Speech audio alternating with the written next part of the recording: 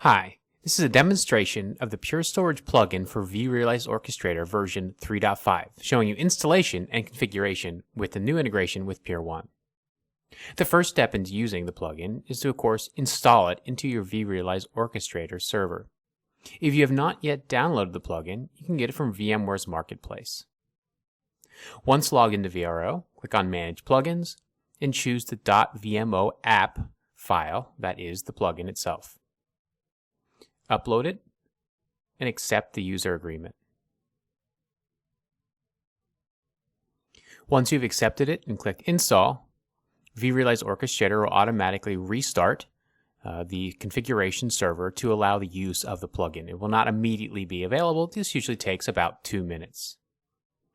We will skip forward ahead in time for this restart to occur and then log into the vRealize Orchestrator user interface to start using the workflows. Now it is time to log into the user interface. If you're using the 7.6 or earlier version of vRealize Orchestrator, we recommend the use of the legacy or Java client.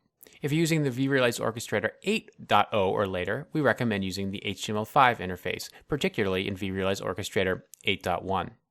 Since this is vRealize Orchestrator 7.6, we'll use the Java client. We can see that the Pure Storage plugin is installed because we see the workflows are now configured within vRealize Orchestrator. So the first step is authenticating with your Pure Storage environment. You can manually do this for each array, or use one of the new features in vRO plugin 3.5, which reaches out to Pure 1, our SaaS management interface via its REST API, and pulls all of the arrays from that particular organization.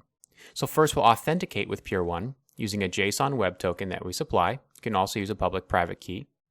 And this will connect and register your Pure 1 organization with vRealize Orchestrator.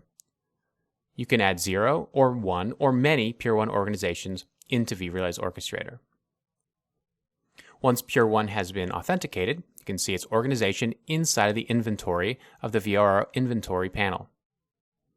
The next step is add authentication to the individual flash arrays themselves.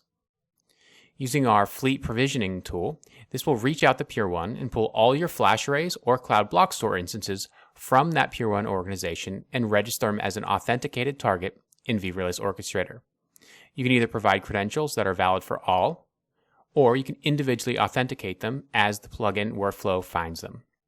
This will iterate through all valid targets, making sure they're online, and also look for their FUDNs. It will then register each one that it can reach out to. If it is not online or not available in the network, it will be skipped. The Pure 1 workflow is now registering all these arrays. It's found 16 and a few it cannot reach, so they are being removed or skipped. You can go back and fix those or change your networking and rerun this workflow to add any ones that were skipped. The registration is now complete. You can repeat for other Pure 1 organizations or move on.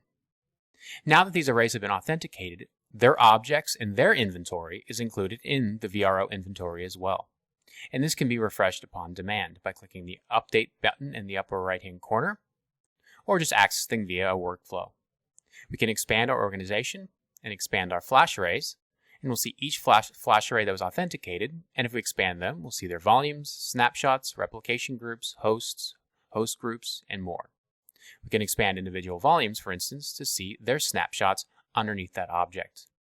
All the inventory is related not only in this inventory panel, but also in the object model when writing your own workflows, if you so choose. This has been a demonstration of configuration and setup of the vRealize Orchestrator plugin 3.5 from Pure Storage. Thank you.